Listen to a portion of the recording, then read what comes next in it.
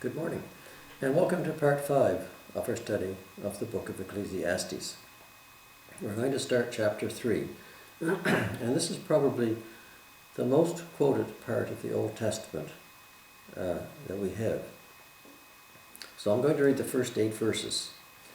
To everything there is a season, a time for every purpose under heaven, a time to be born and a time to die, a time to plant and a time to pluck up what is planted, a time to kill and a time to heal, a time to break down and a time to build up, a time to weep and a time to laugh, a time to mourn and a time to dance, a time to cast away stones and a time to gather stones, a time to embrace and a time to refrain from embracing, a time to gain and a time to lose, a time to keep and a time to throw away, a time to fear and a time to sow, a time to keep silence and a time to speak, a time to love and a time to hate, a time of war and a time of peace.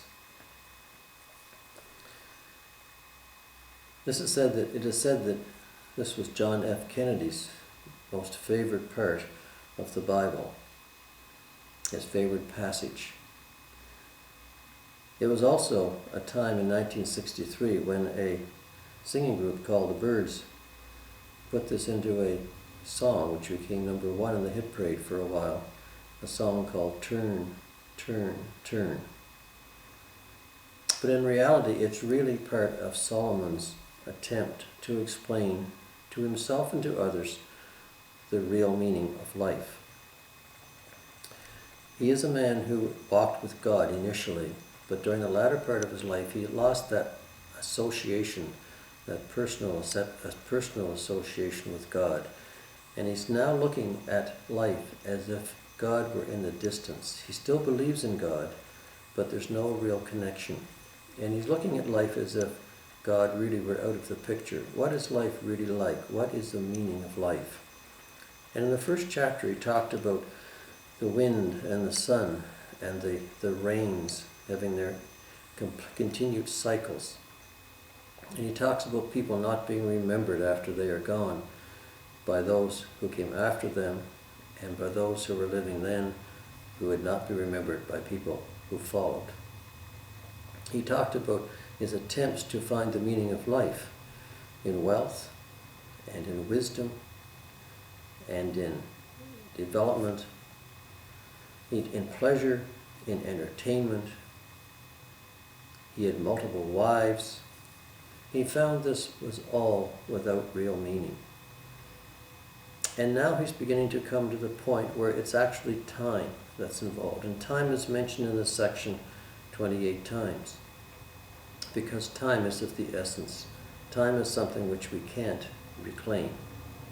And he talks about the inevitability of certain cycles, the inevitability of certain events occurring. And he talks about both the pros and the cons of those times. He times in couplets, 14 different couplets, expressing his concern about time.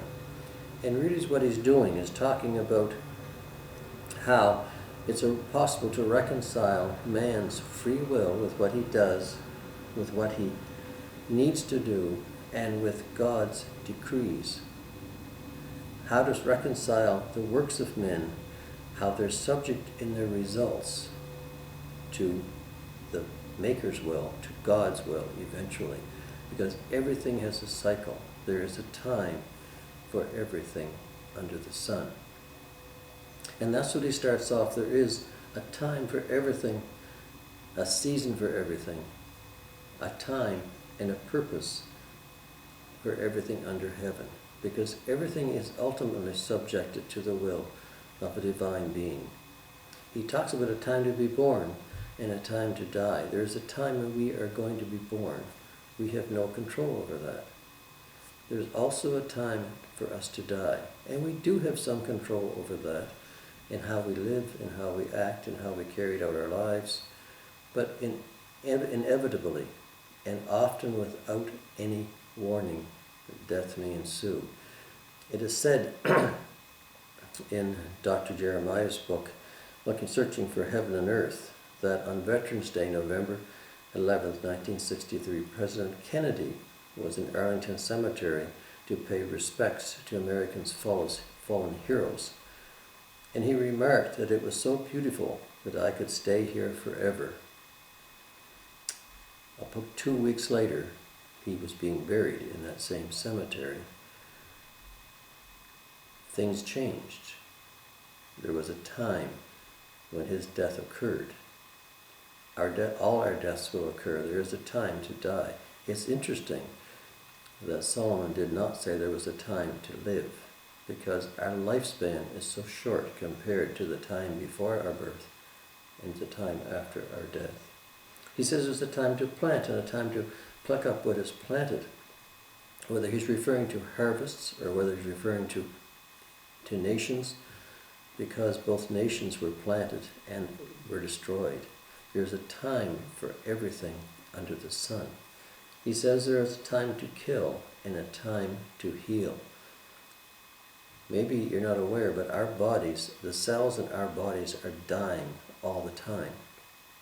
And in fact, almost every cell in our body is changed every 7 years. So you are no longer the same person you were 7 years ago.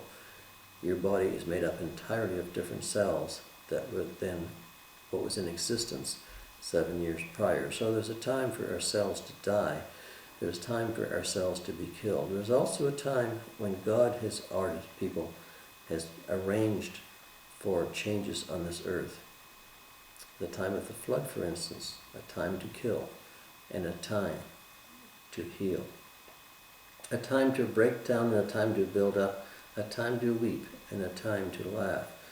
Everybody has a certain time in life when they're going to be weeping over someone who has fallen ill, someone who has passed away, someone who has been killed accidentally.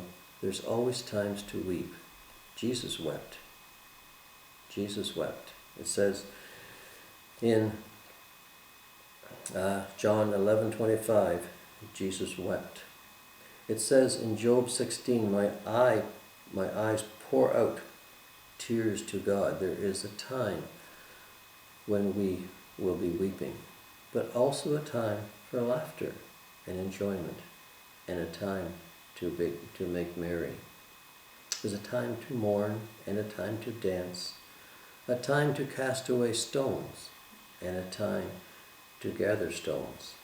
This may refer to the practice in the days when this was written, when there was a war or a defeat, that the enemy, or the one side would often scatter stones over the fields of the enemy to prevent them from planting, to make it more difficult for them to grow crops.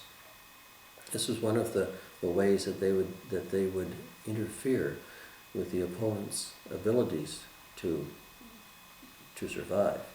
There's also a time to gather up stones, such as for fortifications and for walls, a time for everything under the sun. There's a time to embrace and a time to refrain from embracing. Right now is a time to refrain from embracing due to the pandemic, but this is also a time to gain and a time to lose, a time to keep and a time to throw away. There's a time in life when we all gather things up. It is said that we spend the first 40 years of our lives gathering material things, and then we spend the next 40 years of our lives trying to get rid of it. There's a time for everything. There's a time to fear and a time to sow, a time to keep silence and a time to speak. Proverbs is full of statements talking about the tongue and the mouth, the dangers of speaking too much, the dangers of speaking too much out of turn or too loosely. There's a time to keep silent and a time to speak, a time to hate and a time to love. It is okay to hate those things which should be not present. It's okay to hate sin. It's okay to hate those people and those things which are against God. But it's a time also to love. Even though we may hate what is being done, we should not avoid loving the people involved. There's a time of war and a time of peace. Unfortunately, as long as man is in control or is in charge and has the free will, there will be times of war. But hopefully there'll be longer times of peace. And if everybody followed the regulation and decrees of God, there'd be fewer times of war, fewer times of hate, fewer times of mourning, fewer times of weeping, and many more of the opposite. What Solomon is doing in this section is trying to imply that besides all the free will of man to do what he wants to do, to gain what he wants to gain, to enjoy what he wants to enjoy, there's ultimately a cycle, there's ultimately a plan, there's ultimately something behind all what we do. The world, the planets, the universe goes on and changes according to some decree beyond what man can do. The times have been set. The times that we do, the things that we do, are under the control of something other than ourselves. This is what he is saying. So he is saying that God has a control of the world, even though we may not appreciate it, even though we may try to change it, even though we may try to alter it. And we can make some adjustments in some ways to it, but inevitably it goes back to God's decree. So there is this life impression about things having an ultimate cycle, an ultimate event, an ultimate regulation that is beyond man's control. So man's search for meaning, man's search for satisfaction and full enjoyment has to be subject to that power which is beyond our control, because that power ultimately controls our existence. And this is what he is saying in this poem. There's a time devised by God for everything that we do. God's plans are not changeable. We may adjust them a little bit according to our desires, but inevitably those plans are fixed. And there is a time for us to do many things. But the main thing is we have only so much time in which to do them. Because there is a time to be born and there is a time to die. Now this may seem a bit depressing in a sense, because all of this tends to reflect Solomon's view that without God, without the acknowledgement of God in our lives, time just goes by. Time just passes. And no matter what we do, we cannot really change the inevitable outcome of our lives in any great way. But in the next section, he starts to understand and explain more about how this actually all works out. So that's all for today. Please join me next week for part 6 and read into the rest of the chapter 3 of Ecclesiastes. Thanks for watching.